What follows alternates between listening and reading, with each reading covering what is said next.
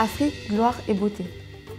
Trois mots qu'on n'a pas l'habitude d'entendre successivement. Imaginez-vous assis dans votre canapé, avec à la main une tasse de café, de thé ou de tisane, et dans l'autre main, une carte qui vous raconte quelque chose que vous n'avez peut-être jamais vu, ni lu, ni entendu sur l'Afrique. Je m'appelle Fanny Ouamara, je suis arrivée en France à l'âge de 15 ans, et un jour dans la cour de l'école, un camarade m'a demandé « Mais Fanny, pourquoi tu parles français ?» Perplexe, je me suis demandé en moi-même « Ne sait-il pas qu'au Cameroun on parle français ?» Des années plus tard, j'ai compris que j'étais plus ignorante que mon camarade, car j'ignorais pourquoi moi, je parlais français.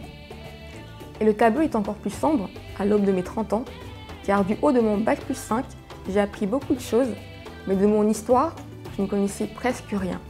Je me suis rendu compte que j'étais très loin d'être la seule.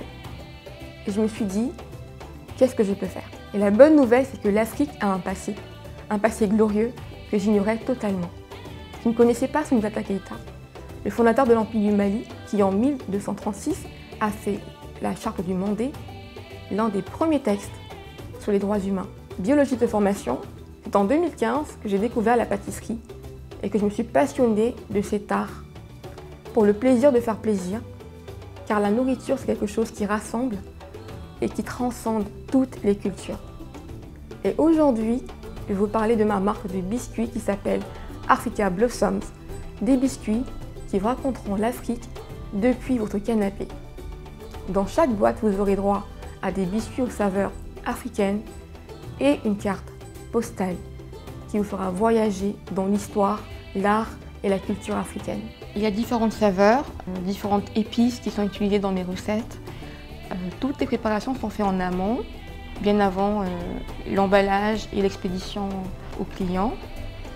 C'est ma recette préférée de biscuits qui demande une connaissance poussée au niveau de la cuisson. Dans les boîtes, on retrouve une carte qui raconte une histoire sur l'Afrique.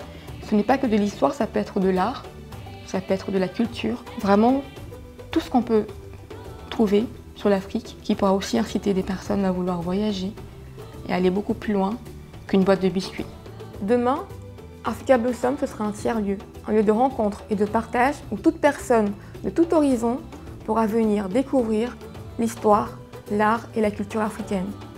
Et dans 10 ans, que ce soit à Paris ou dans les grandes capitales africaines, je souhaite que chaque personne puisse avoir accès à cette histoire du berceau de l'humanité. L'Afrique, sa gloire et sa beauté.